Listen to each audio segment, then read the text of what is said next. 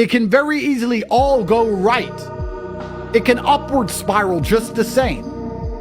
If you're prepared to work hard, never miss a chance, pay attention, dedicate yourself, remove the weak people, train hard, listen, don't be arrogant, don't be lazy, you'd be amazed how easy it is to win in this world. It's very easy to win. It may be a wild ride, but if you learn to surf, you can win. Gentlemen, this is the year for winners. It's going to get harder and harder for a loser to win. It's going to get easier and easier for a winner to win. So I want you guys to knuckle down, lock in, and pay a lot of attention, because 2025 has to be a year that we all remember, filled with amazing stories. I'm under the mentality, and it kind of ties back into what I said earlier, that you are exactly not where you deserve to be. That is one version of reality. That's one version of events. And although that's true, I want to put it in a different way. You're exactly where you wish to be in life. Even if you think you are not happy where you are, I can promise you you are. Because if you're truly uncomfortable, you can't even sleep. If I put you on spikes, you can't lay down. You only lay down even if you're semi-comfortable. What I often hear from people and see from people is that they get very motivated for short periods of time. They'll be very motivated to change their life for 3 hours, and then they'll just go back to playing video games, and they're actually not unhappy with their life. They're fine to play video games and eat beans on toast and sit around in a small little apartment. They only become unhappy for a few hours now and again. That's when they talk about how motivated they are. That's when they talk about how hard they want to try. But in general, they're actually perfectly fine with their life, meaning they wish to be there. If they wished to be anywhere else, they wouldn't be doing what they're doing. And by extension, they would be exactly where they wish to be. I want you to understand at home, whether you're successful or unsuccessful, you wish to be where you are. If you wished to be big, you'd be big. You would train all day, every day. Some people are so lazy that they will work every day instead of get rich. And they think because they're working every day that they're not lazy. I'll argue you're exceptionally lazy because you're so lazy that instead of trying and thinking outside of the box, you now have to enslave yourself for eternity. That's how lazy you are. Nothing lazier than a man with a 9 to 5. He ain't trying. You're 22 at the height of your capabilities, the height of your energy. You heal like Wolverine. What are you doing? Oh, there's this band. I really want to see this band. I guess you just deserve to lose, friend. How can an antelope in the jaws of a tiger say, I lack motivation? You just said you're a normal man. Let me explain something. The normal man is not acceptable in this hyper-competitive world. Normal means in the middle. Middle is not good enough. You must be the top 10%, the top 10 percentile, especially as a man. All the women want the top 10%, all the money goes to the top 10%, all the status goes to the top 10%. You cannot be a normal man anymore. Perhaps 50, 60 years ago, you could be a normal man with a normal job, have a normal life, and a normal wife, and a normal house, and a normal car, and be happy. But the world we are now living in is proving that being a normal man is nothing more than slavery.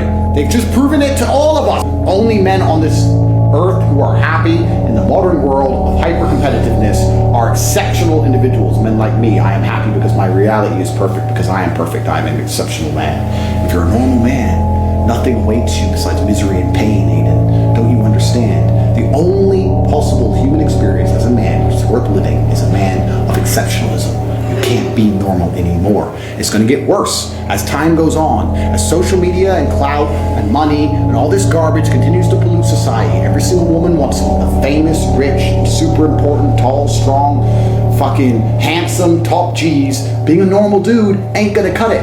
You know the problem with being a normal dude? I'll tell you the problem. If you're a normal guy, your chick fucks normal guys. Guess what that means? It means everyone's competition. The guy who delivered your pizza might just take your bitch. Is that the life you want to live? No. I don't have to live that life. Do you know why? Because there's nowhere to replace me.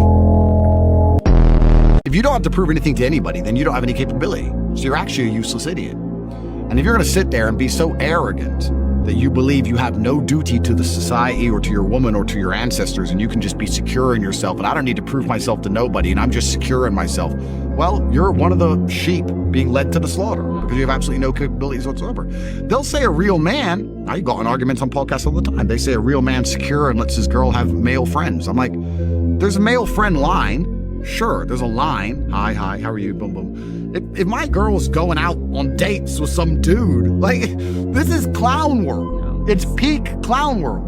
One of the most common questions I get asked is, Andrew, why do you still talk? Why don't you just shut up and disappear? And it's like, well, you have two choices. You either fight against this programming that's out there, or I guess to a degree you accept it, and then you have a new internal fight because your house is a mess, because your woman doesn't respect you, and you're depressed and sad, and you have some mental condition. You've decided you have OCD or ADHD or some garbage you saw on the TV once. And you either fight an internal war or you fight a war against the external, because this is really crazy what they're trying to implement.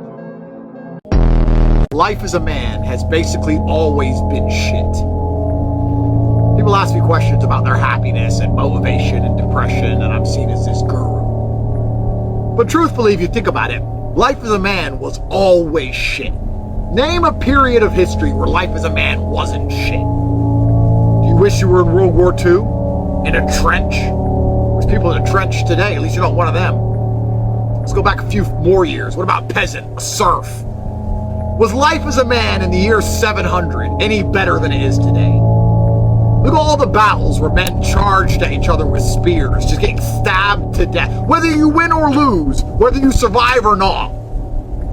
Being a man has always sucked. And now, being a man still super sucks, but it's probably the best it's ever been. And you're crying about it. Of all the periods of history where men had to be men and go through what was expected of men, this is the period of history where it's really not that bad. You have to make some money, you have to be competent, be on time, go to the gym, be funny so the girls want to talk to you, be charismatic, and you'll be all right. You have to be good enough on your worst day to beat your opponent on his best day. On the day he feels motivated and he's raring to go and he's on the top of his game and you feel the absolute opposite. You have to be good enough to beat him anyway. You have to be that good. And the way you're going to do that is by training. You have to practice amongst other men who are extremely capable in all realms. You can't be hanging around with losers because losers will allow you to lose. We hate losers. We don't even like them around us. They stain our air. You can chase money, you can chase power, all of that's fleeting. God is watching us all, and we're all gonna die one day, and I think that you're gonna have a much happier afterlife knowing that you're gonna be remembered as somebody who cared about their people and cared about their concerns. How successful you are in life is directly correlated to your stress tolerance. In fact, it's more correlated to your stress tolerance than anything else.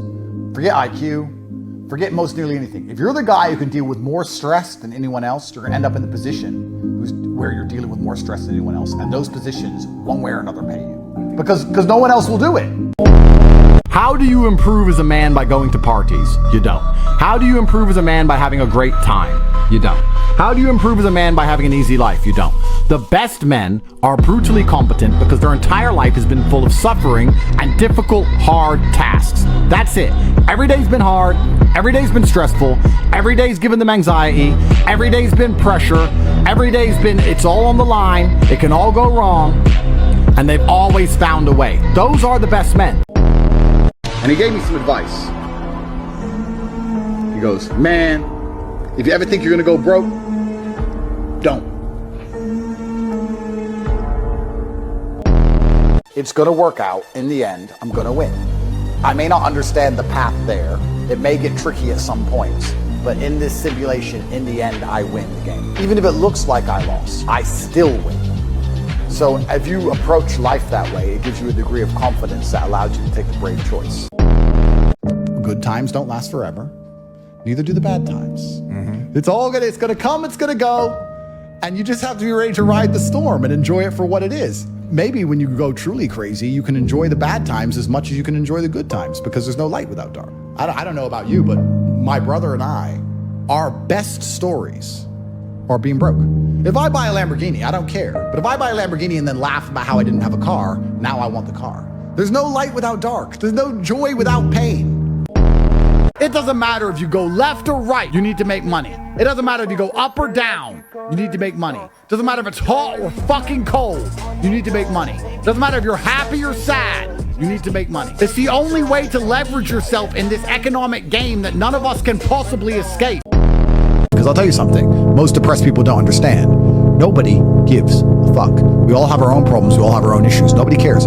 You think being depressed and you can walk around and tell everyone, I'm depressed, I'm sad, and people are going to care. Nobody cares. They might pretend to care for a few seconds if they're a particularly nice person. But in general, nobody cares about you or your life besides you. And if you're not going to get up and work hard and go and try and get a Ferrari yourself, nobody's getting up every day and going to work every day to drive by a Ferrari to give it to you. Nobody. So you either get up and do it, or you sit there and perpetually fail and stay a loser.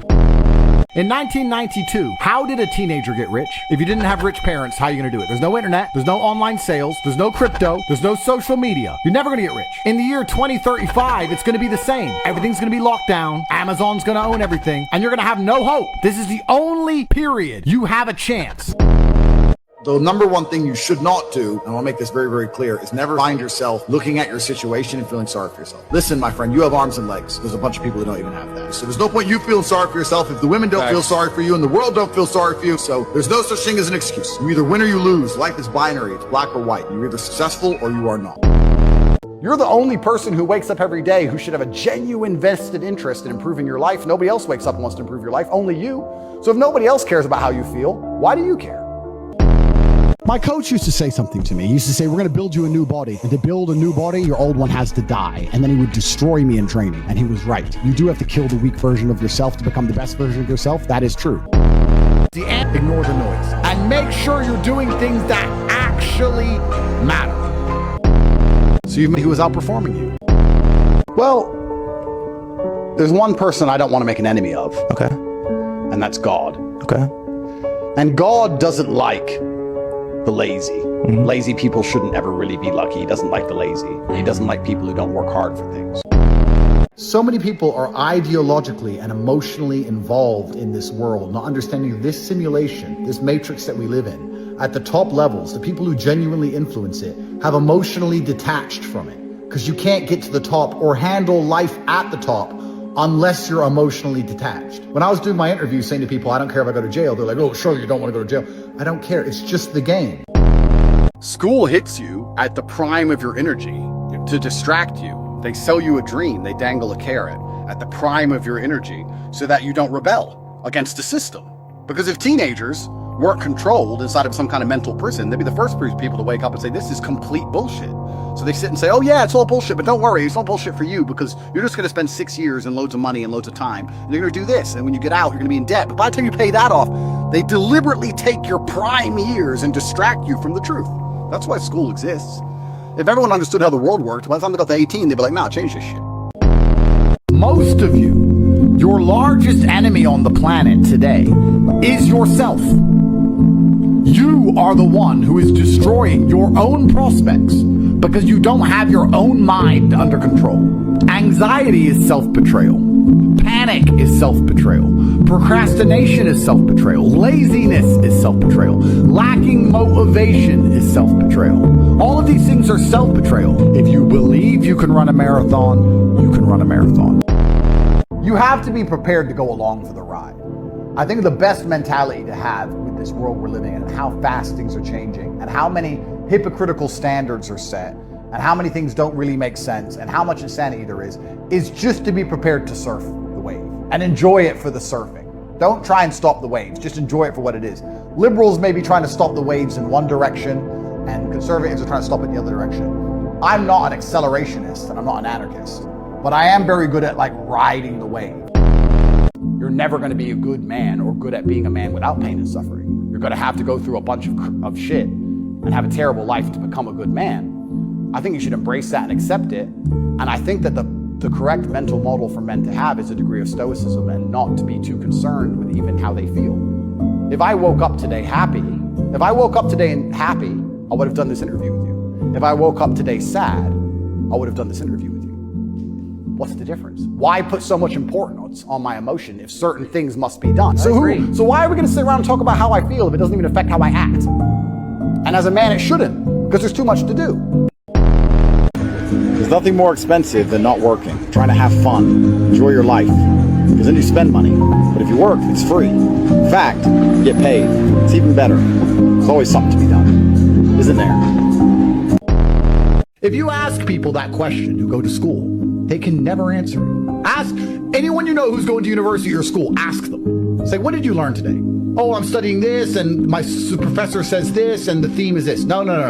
That's the bullshit that you signed up for. No. What did you learn today? Today, since this morning, what do you know? They can never fucking answer. Imagine listening to someone for 4 hours and not picking up anything. And walking away empty.